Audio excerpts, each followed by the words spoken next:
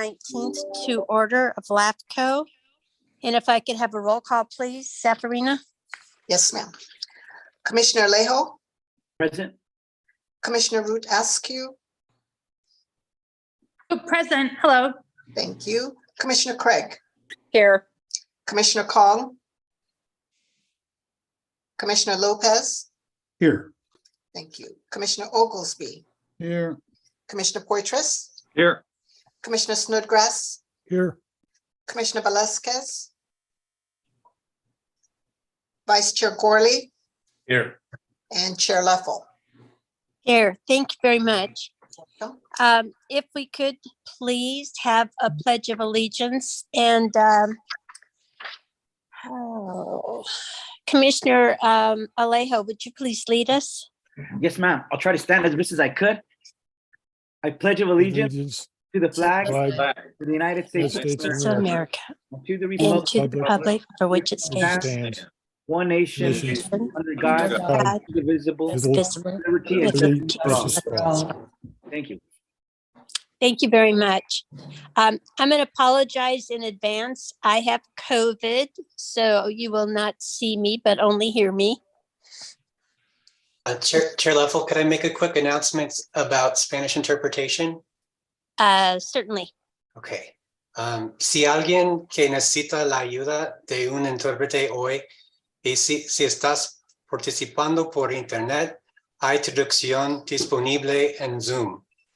En Zoom, en la parte inferior de la pantalla, hay un icono de globo. Haga clic en ese icono. Gracias. Para escuchar en español. And then, so basically, Chair Leffel, commissioners and public, I want to introduce our interpreter, Ana Rueda de Vidales today. She'll be interpreting today's meeting from English into Spanish on the Spanish language channel. That's the globe icon at the bottom of your Zoom screen. And Ana will also be available to assist during the public comment period. If a speaker provides comment in Spanish, she will interpret the comments into English. So commenters, please click on original audio on the interpretation globe so that everyone can hear in the English, and that will be also interpreted from Spanish into English by our interpreter during public comment. And to listen in too, since the interpreter will be off the Spanish channel, please click on the original audio if a public comments in Spanish. Thank you. Thank you, Jonathan. Okay, I'm going to open this up to a general public comment. This is for any item that is not on today's agenda. And if you have a comment on anything that is not on today's agenda, but that is within the authority of LAFCO, please raise your hand now and you'll be recognized. And please hold your comments to 2 minutes.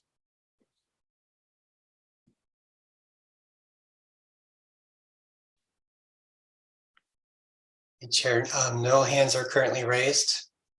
All right, I'm going to close public comment. We have one item on our consent agenda, and it is to approve the draft minutes from December 5th special and regular LAFCO commission meetings. If there is anyone from the public that would like to comment on those minutes? Anyone from the commission? Move approval, Madam Chair. Mr. Lopez.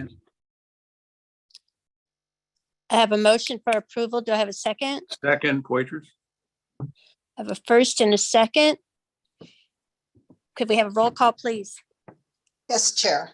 Commissioner Alejo, Aye. Commissioner Craig, Aye. Commissioner Lopez, Aye. Commissioner Oglesby, Aye.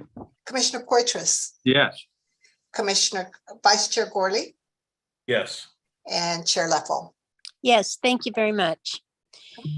Okay, the reason we are meeting today, which is to continue our public hearing. The hearing began on December 5th, and we are continuing that meeting. The topic is the City of Soledad Miramonte proposal.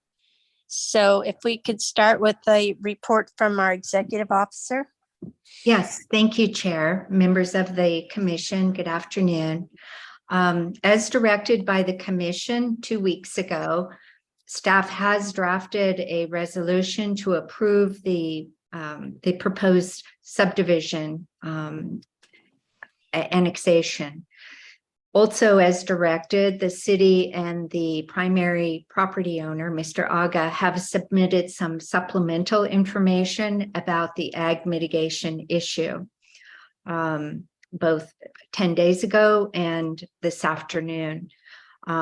Unfortunately, the draft resolution that we have prepared for you does not include any special conditions of approval relating to ag mitigation. To date, the property owner's information really does not propose any solutions that include enforcement by LAFCO.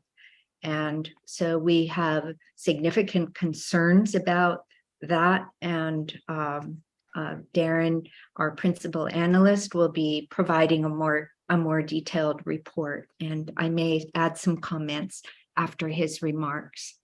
So Darren, could you please present the detailed report?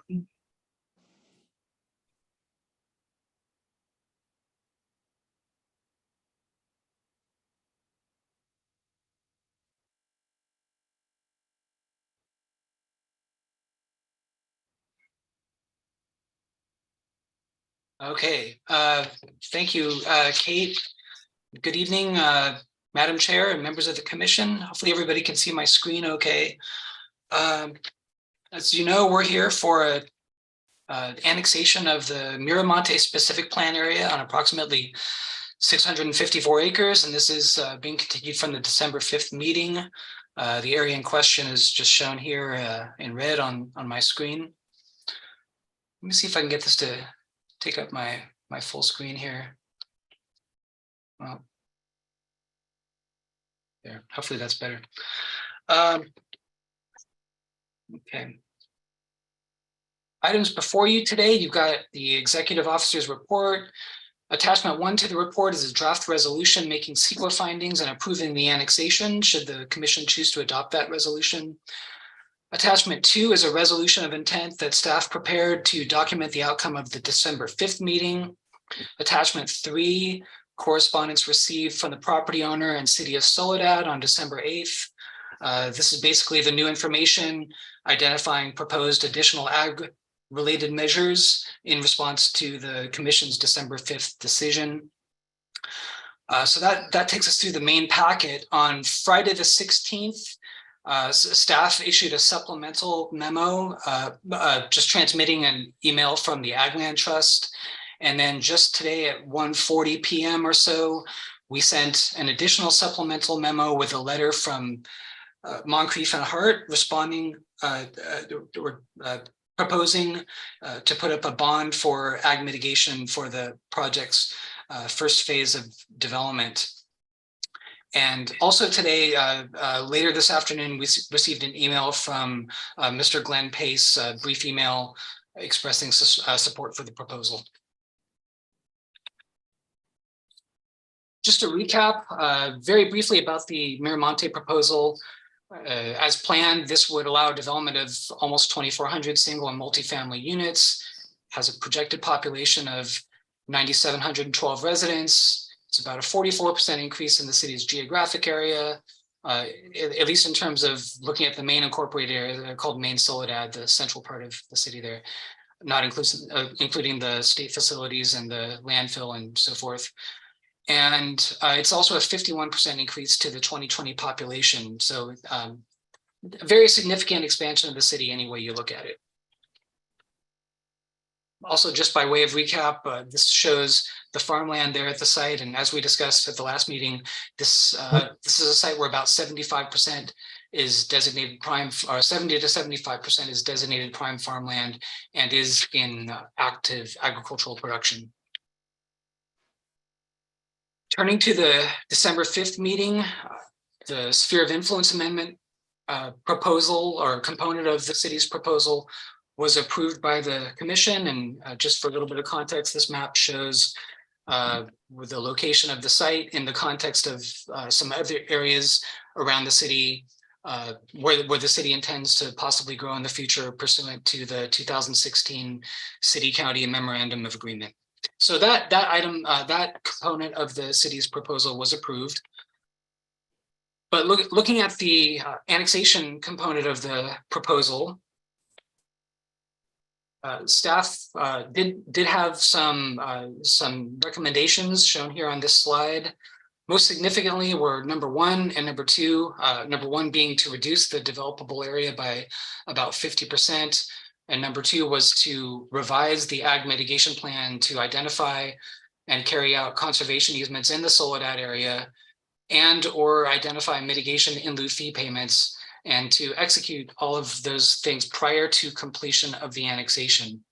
And then as number 3 here, staff also had a recommendation that the annexation should include recording the proposed ag buffer easement and the hillside conservation easement, and to expand the ag buffer from 160 to 200 feet where it overlaps with the urban growth boundary that was designated with the city-county MOA in 2016. And again, these things we were saying should be done prior to completion of the annexation. Turning to the outcome of that meeting, the commission did not fully adopt staff's recommendations. The commission voted 6-1 to continue the public hearing on the annexation and to adopt a resolution of intent, which you have as part of your packet today, directing staff to prepare a new resolution approving the full annexation as proposed by the city, subject to revisions to the city's proposed ag mitigation actions and agricultural buffer. And that's the main resolution, the attachment 1 that you have in your packet today.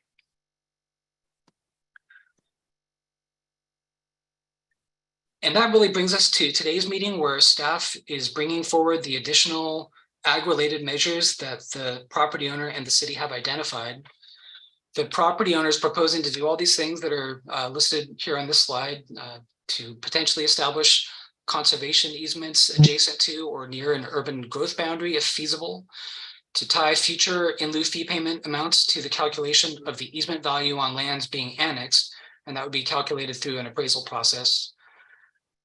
The property owner is potentially proposing to potentially transfer in lieu fees to a qualified agricultural land trust instead of keeping those fees in a city fund. Also to implement ag mitigation in no more than 4 separate actions instead of a potentially much larger set of actions over time.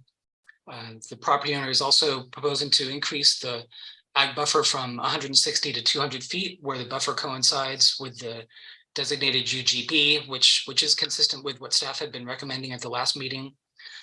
Also proposing to remove the Chula area Weimar Ranch from consideration.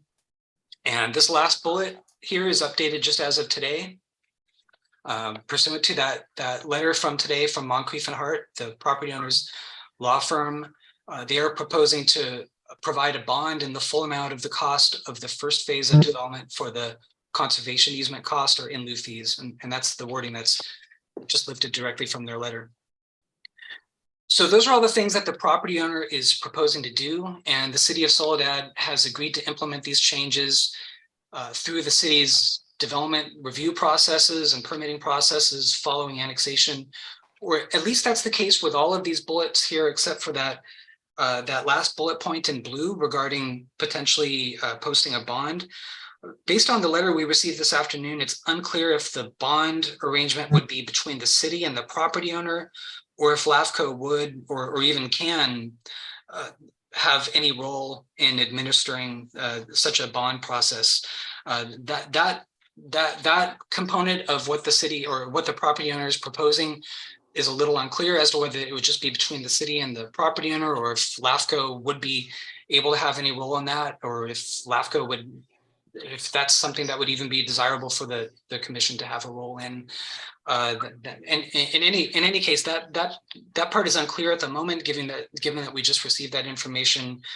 So perhaps the city or the property owner might be able to explain further how what's envisioned there and how that process might work in their own remarks when we get to that point today.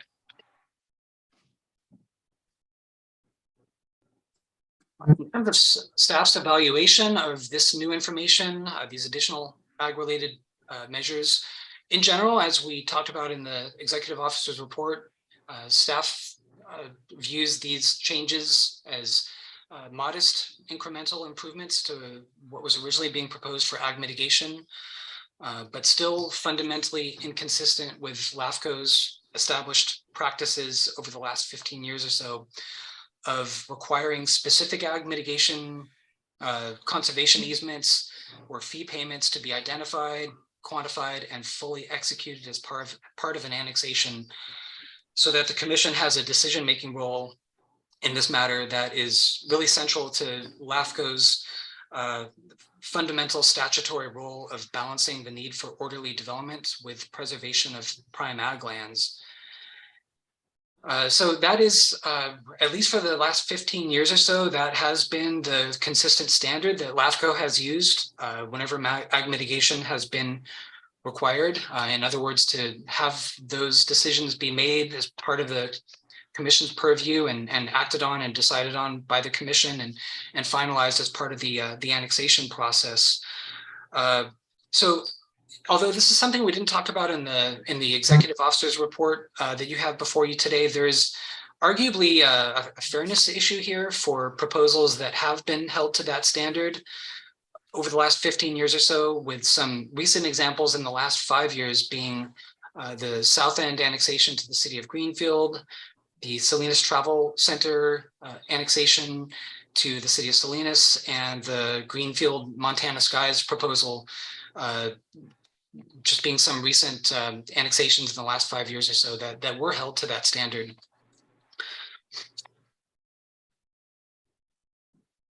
Staff's recommendation for today is that the commission consider the new information received from the property owner and the city of Soledad regarding the proposals, ag mitigation actions, and the buffer, and either adopt the resolution, attachment 1 that you have before you today, implementing the commission's December 5th decision directing staff to prepare a resolution, this resolution, approving the full Miramonte annexation, including revisions to the city's proposed ag mitigation actions and agricultural buffer, or to continue this agenda item to the regular January 23rd LAFCO meeting if the commission finds the new information to be inadequate. And this further continuance would allow time for additional discussions to potentially identify additional ag mitigation actions. The only thing that staff would add to the information you have on the screen here is based on this new information, introducing the idea of possibly posting a bond to provide for some of the ag mitigation obligations for this proposal. The staff is recommending that if the commission would like to pursue the idea of the property owner posting a bond, staff is recommending that this agenda item should be continued to the January 23rd meeting so that that possibility can be fully explored and vetted. Basically, that's something that this LAFCO has never been involved in. It's unclear if any other LAFCOs have ever tried anything along these lines, or whether the Cortese-Knox-Hertzberg Act would even support LAFCO being involved in such a thing. So these are all things that would really need to be looked into before staff could bring a recommendation for any condition of approval involving LAFCO having a role in the administration of bonds related to ag mitigation. And lastly, if the commission does approve the draft resolution today, there would be a reconsideration period that's discussed in the executive officer's report. It's a 30-day period required by state law. Staff is recommending that the commission waive a second protest hearing that is sometimes required. But in this case, staff has provided the noticing that's necessary in order for the protest hearing to be waived, and we've heard no opposition or anything from property owners or registered voters within the annexation area that would interfere with that. So staff is recommending that the protest hearing be waived. And lastly, The annexation will take effect when staff records a certificate of completion after any conditions of approval are met, which would effectively be the end of the LAFCO process. So those just outlining some next steps, a few next steps that still lie ahead of us. And with that, I'll turn it back over to you, Kate, with any closing remarks you might want to make before handing it off to the city. Thank you.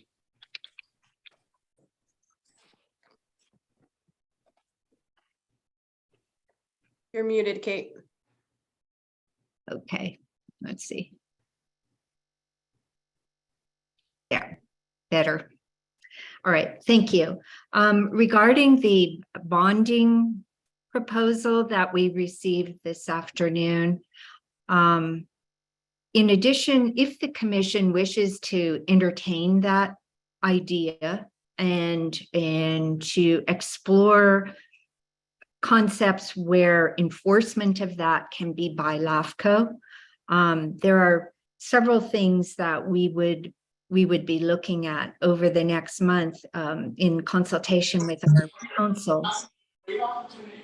And several of those are that perhaps LAFCO would need to be designated as the enforcement authority for the bond and the beneficiary of the bond. Furthermore, the policy language that would need to be developed would need to be subject to approval of the LAFCO executive officer as to language and terms.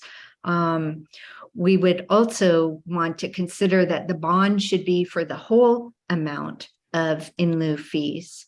And rather than what looks like about 25% of that being proposed now, it really should be the full amount of the bond to be bonded at this time with any insurance policy. So those are just some of the realm of ideas and questions and needs that we would have as an agency in order for this bond proposal to be meaningful at all for LAFCO. In addition, I just wanted to emphasize that if the commission approves this annexation today without any conditions for ag preservation and mitigation, that the precedent-setting nature of this has some very significant consequences for the future. And as Darren has mentioned, it also raises a lot of questions of fairness for the many property owners, developers, and cities in the recent past and going back many years who have cooperated with LAFCO. So my request today is that that this item be continued to the January 23rd meeting if the commission wants further attention being given to the ag mitigation issue so that there can indeed be some enforcement teeth put into the annexation application. So with that, I thank you. And if the commission has no questions at this time of staff, then I know that City Manager Brent Slama is here on the call and some comments. Brent, if you would like to make comments and if you can hold it to 15 minutes tops, I would appreciate it. Sure, Chair. It won't even take 15 minutes. I think your staff has done a great job of analyzing the issue at hand here specific to ag mitigation. I want us to be clear from the City of Soledad's perspective, we are 100% committed to ag mitigation. It's not an if or maybe, it is a shall, as indicated in our memorandum of agreement with Monterey County. We are going to do this. I think the disagreement that we may have with our LAFCO staff, while we're all committed to ag preservation, is exactly how that gets done. The county and the city, as we know, have an agreement that goes back a few years. We made some significant moves to develop land in the least productive areas for farmland. And this proposal to the north does that. We're staying away from the freeway, closer to the river. And I think that, as we look at how we build our city, This has been a principle that we are fully and 100% committed to. The challenge of doing this is that, I do respect that a number of developments in the past, annexations have been able to have annexations or have agricultural mitigations done and completed up front with LAFCO. I talked about this significantly at our last meeting, but wanted to just focus on a couple of key differences. One, the current property owner doesn't own significant ranch land elsewhere. In the past cases, you have situations, in some instances, specifically the south end in Greenfield, where the property owner of annexation owned thousands of acres of ranches somewhere else, and securing easements was a lot simpler. This is real money we're talking about. I looked at the Ag Land Trust letter that was submitted to this hearing, and they were talking about the value of easements for 600 acres in the $5 million range. We're looking at the cost of these easements to be in the $4 million range when it's all said and done, or more, based on what the information out there is. And so it's a significant commitment. And what we want to make sure that it is not an impediment to housing, that the ag mitigation is done pursuant to CEQA, it's done to our MOA, but it's also done in a manner that allows the developer to move forward. It's not seen as an impediment to housing. I mentioned our last meeting how we don't pay all our impact fees up front for traffic or other things, and I don't see why we would do that with ag mitigation. Ag mitigation is something that will happen. You have an exhibit that shows 4 takes. There will be ag land in this annexation that will be there 10, 15 years from now.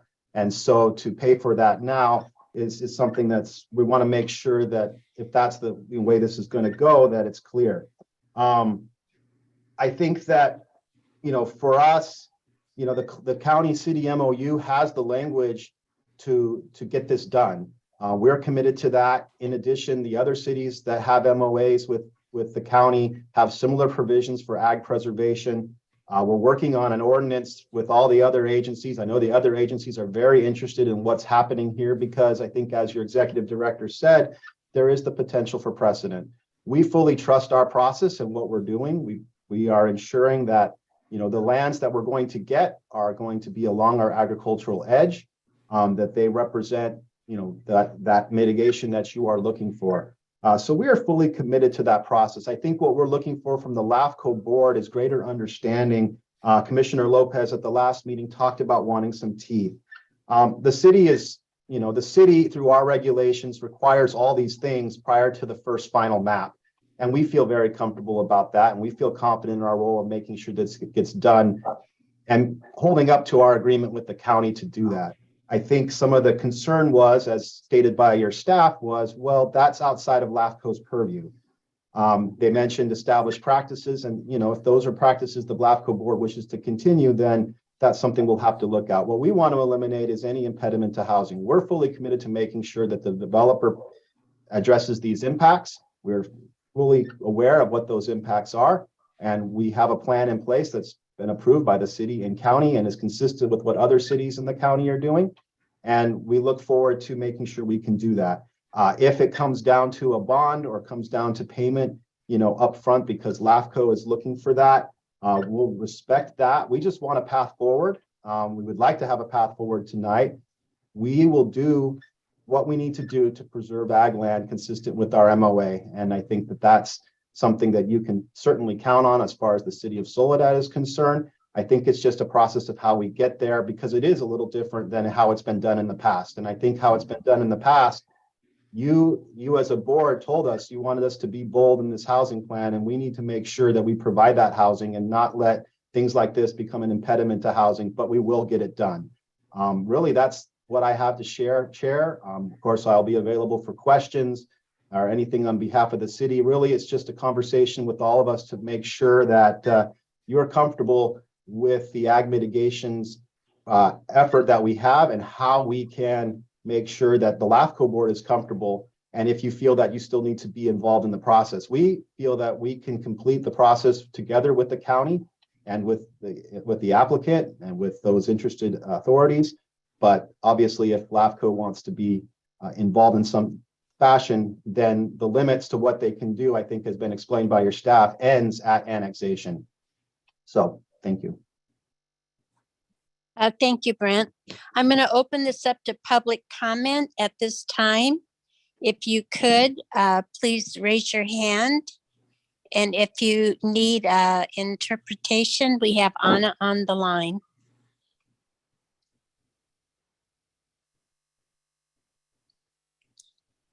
Jonathan, I'll need you probably to call on people. Yes, Chair Leffel, so far no hands are raised.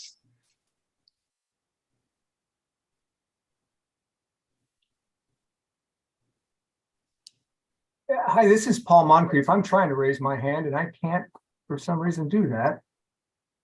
Okay, well, we can hear you now. Please start. Go ahead, your Paul. comment. Okay, thank you. And I represent the owner of the property. I just wanted to make a couple of comments. And one of the things that has perplexed me a little bit when we've been going through this is the idea that there's no enforcement to this.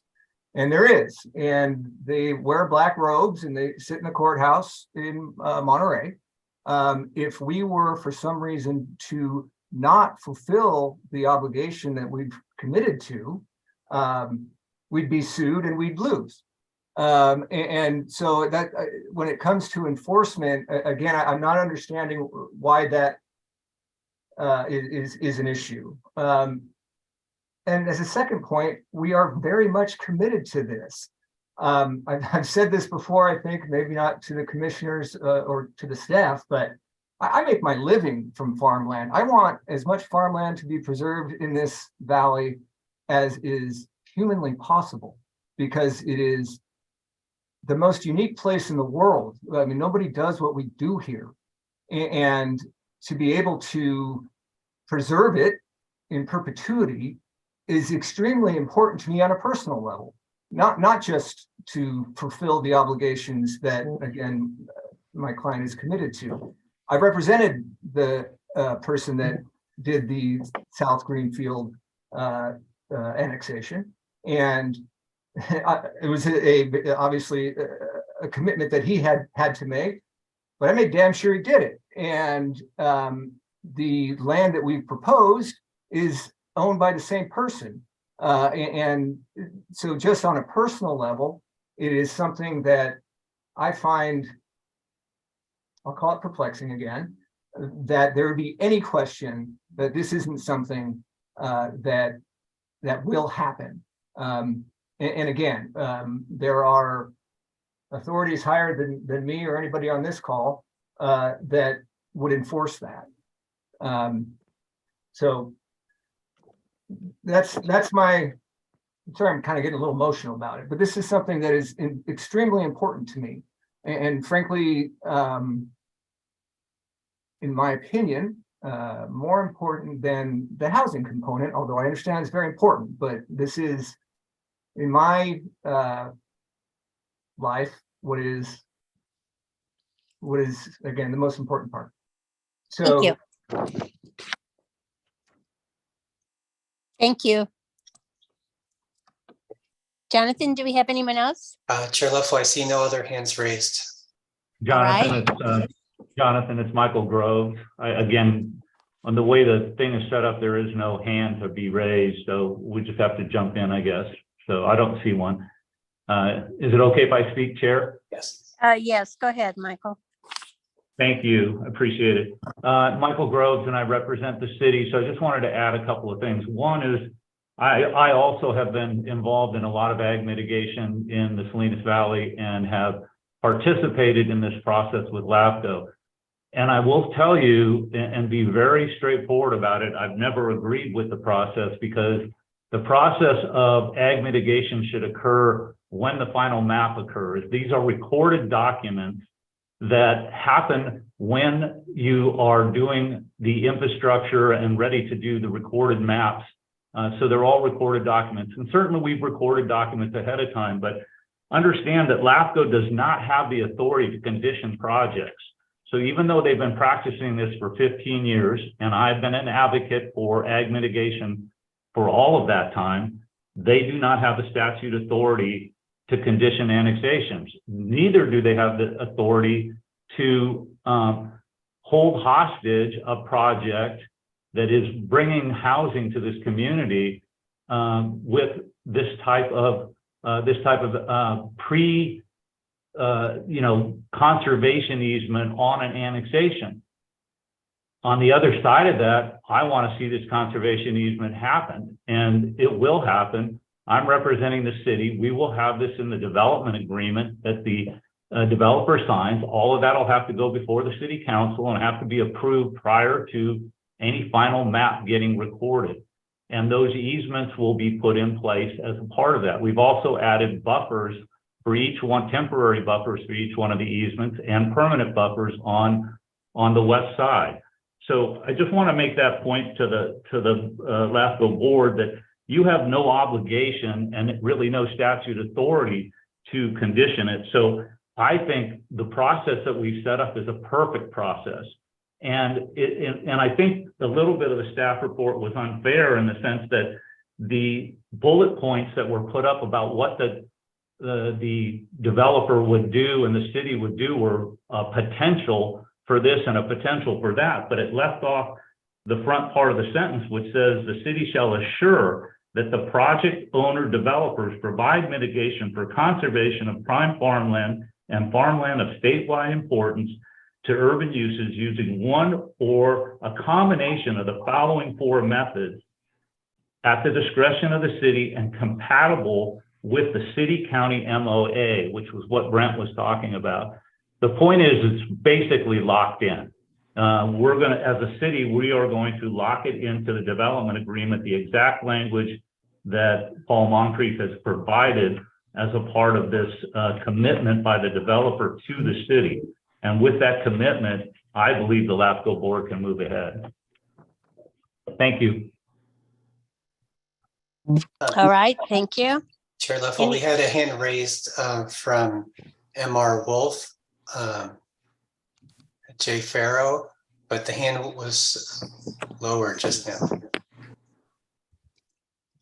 I don't have anything to add at this point, other than just to remark that I think that the concern that staff identified was that the mitigation proposed differs in quality, and that there was a role for LAFCO to evaluate the specifics. For example, mitigation that meaningfully constrains the urban growth edge would be more valuable, and LAFCO might want to require that. Whereas if it's left to the current plan where the city and the developer will work it out in the future, that may not occur. I think it was understood last session when Mr. Lopez proposed coming back that there would be some meaningful constraints and more identification of what particular mitigation was going to be proposed. That hasn't happened. So I think that's kind of where they're coming from. I don't think there's any question that the city will do something. I think the role for LAFCO is to decide whether what the city is proposing to do is adequate. Thanks. Thank you. Do we have anyone else that is in public comment on this issue? Chair Leffel, I see no hands raised. All right, I'm going to bring it back to the commission for questions or follow-up discussion. Do you want me to go down the line or you want to raise your hand? We have a hand raised from Mayor Ana Velasquez. All right, Ana, please go ahead. Hi, Chair. Thank you. I just have a clarification. I know there's been different individuals that have spoken in regards to LAFCO's authority. So I just want clarity just to make sure, we understand and the commission is clear in terms of what's LAFCO's responsibility or authority to condition under statute or has statutory authority to condition the ag mitigation. I thought that was part of the purview of LAFCO. So can you just make sure that there's clarity on our LAFCO's authority on that? Kate, would you like to address that? Sure. Thank you. Very briefly, LAFCO has the authority to approve, disapprove, or approve in whole or in part this proposal with or without conditions. We are well within our statutory authority to impose conditions as needed. And in fact, it really is LAFCO's responsibility to protect the viability of farmland in the Salinas Valley. So that is not deferred to the local level entirety. LAFCO does have that responsibility also under the Cortese-Knox-Hertzberg Act. Thank you. Chair Leffel, we have a hand raised from Commissioner Snodgrass. Okay, go ahead, Steve. Thank you, Madam Chair. I like this bond proposal. I think it's a really big step on the part of the developer to commit to it. Those bonds are not cheap. They cost, every year they cost you a significant renewal fee. The thing I would encourage the commission to consider is maybe having a revolving bond fund. So as each phase of the project is taken down, that the bond that's out there remains for the next phase to be assured that the mitigation does occur. But I think this is a big step on the part of the developer, and I applaud the developer for doing this. Thank you. Chair Leffel, there are currently no hands raised by the commissioners.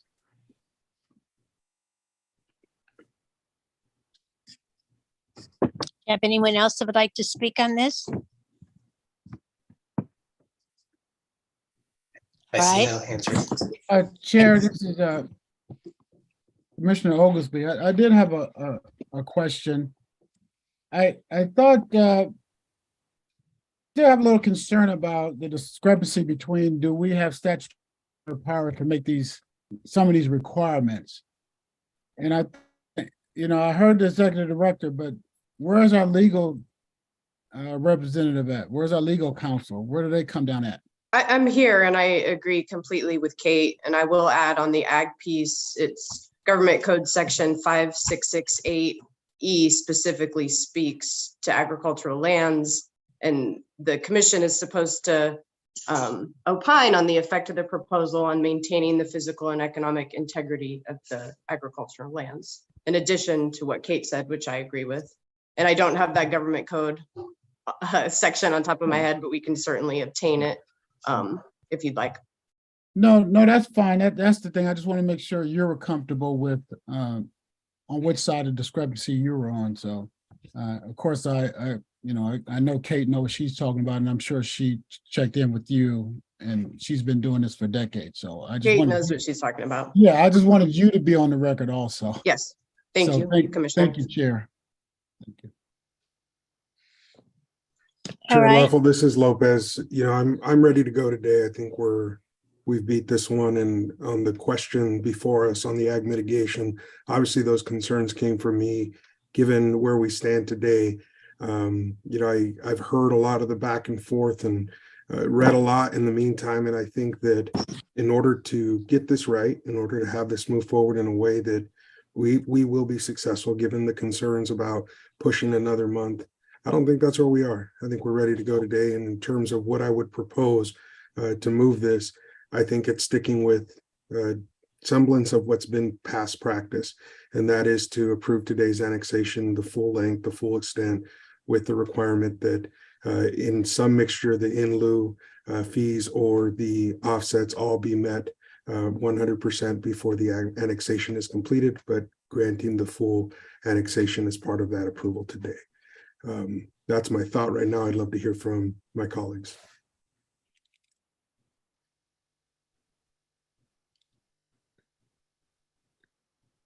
Do you have someone that would like to comment on that? Through the chair.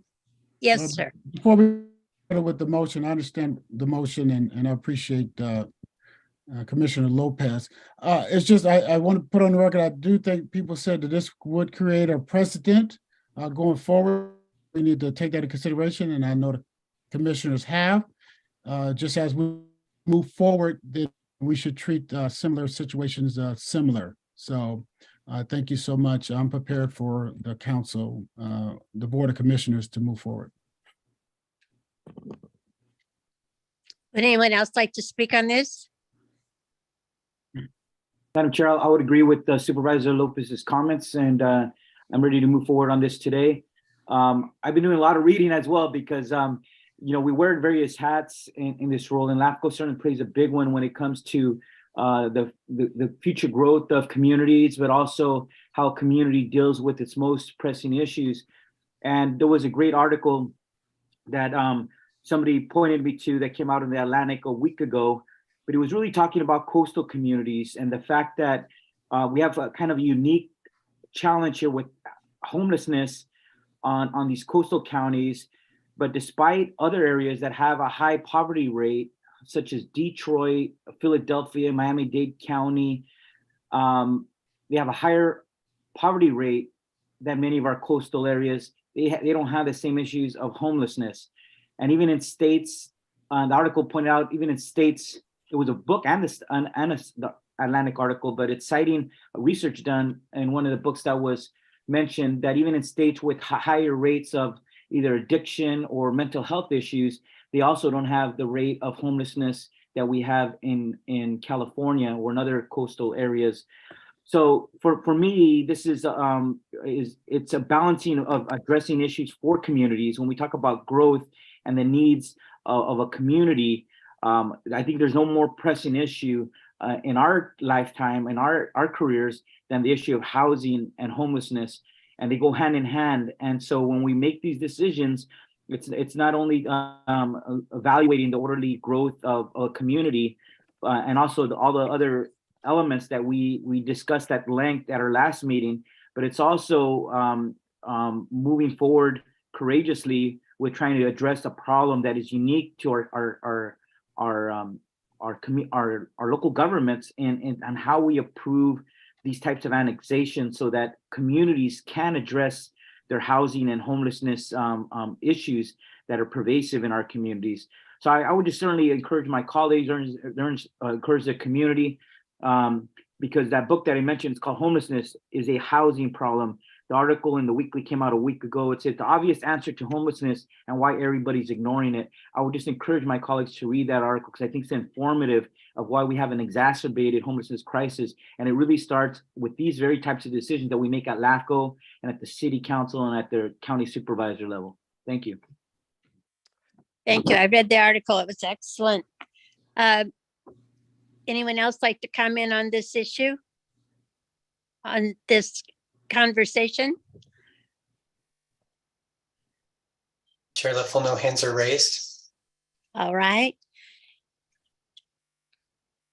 I am going to comment on this. I believe that it does us no good to kick it down the road. I think after 2.5 years that's been kicked far enough. And I think it's time now we have to do what we are charged to do, which is partly agricultural mitigation. So for me, it's important, I think, that we do the complete annexation and not do it in parts. I think I have a little heartburn that we would divide it up in parts of 4. And sorry about the city, but to try to make it that our staff would have to monitor for the years coming of 4 different sets of bonds or revolving bonds or however it would be. I think it has to be one chunk. There is farmland there. And maybe if you put a hue and cry out in South County, you can find someone who is willing to work with you on some ag mitigation. I'm sorry that the one that you had your eyes on didn't materialize, but I guess it's going to have to be that you're going to have to be aggressive because it looks like we've got some more annexations coming. They're also going to need mitigation. And so it looks like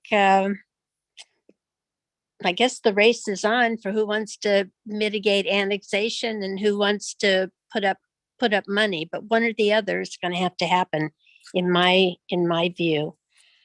So Supervisor Lopez, do you want to make a motion?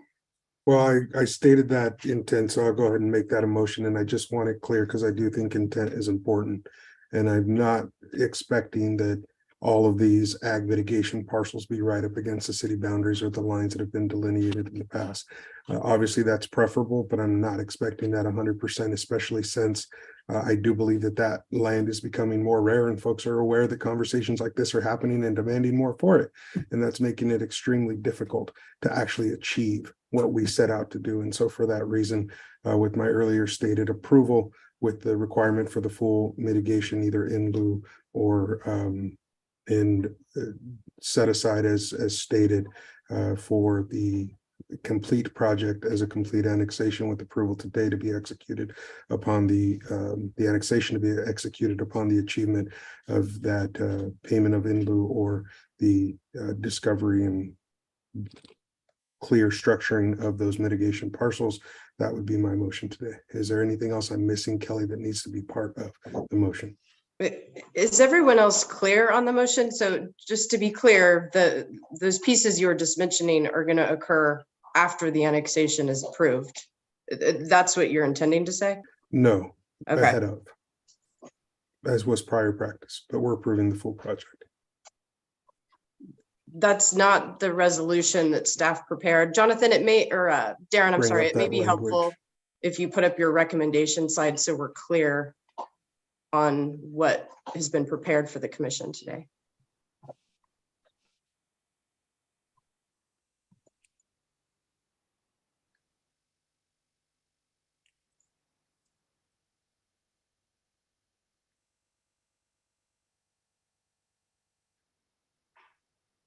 Chris, do you think that this existing resolution is something that's been provided in the staff report? Can we sit here tonight and get this the way that we want it in the resolution? I do think we can. And spell it out so we get what the meaning is. Yes. What I'm just hoping it can be put up. Yeah. Sorry, I didn't mean to put you on the spot, Darren. I don't have the PowerPoint or I'd do it. Well, commissioners, while we're waiting for the resolution to come up, there really is no condition right now at all relating to ag mitigation and preservation. So if you can just please help us, if your goal, Commissioner, is to craft a special condition, then we're all ears. Understand that.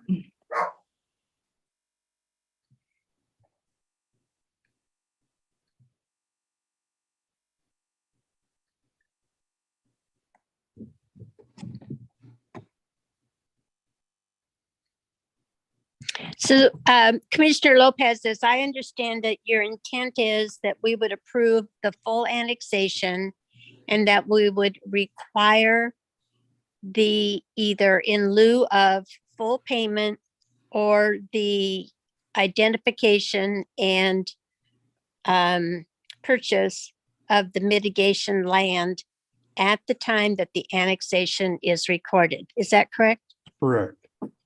Okay. And so And I don't commissioners, see why can't that be included tonight, Kate? yes, no, that's fine, Commissioner. I think we've got it, and that we would probably add that under section 8 that Darren has on the screen here. Oops, it just got very tiny. I think it would be added as an 8D. Right. And I think we can do that tonight. And the rest of my comments were purely intent, just on the record, should anything come up in the future. I've seen that be necessary in cases like this. And so that's why I put those on about where those parcels would be not being right on the line as was talked about. I don't need that included in the body of this document. Right. That's helpful to understand the intent. And so this condition would read that prior to recordation of the full annexation, that the city would demonstrate to, or that basically that the either some combination of in lieu fee payment would be provided to a land trust and or conservation properties or property would be identified and purchased. And that Correct. those various agreements would all be in place and executed, recorded prior to recordation of the annexation. Correct.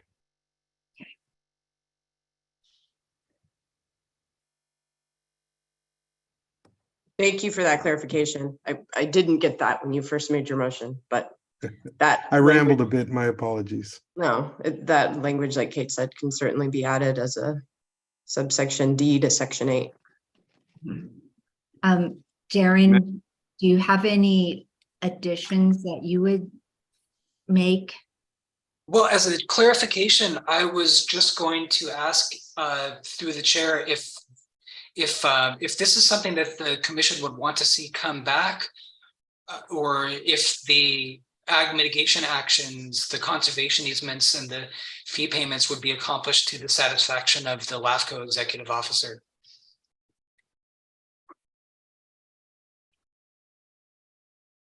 I think that as you repeated back, what would be added to section 8, I think that you understand the intent. So I think putting the proper wording on there, I certainly won't sign it if I don't think it's not worded properly. I see no reason to bring it back. I think that we're clear in what our intent is. Agreed. Madam Chair, just for the record, I think this threads the needle very well. Well done, Chairman. Or Commissioner Lopez.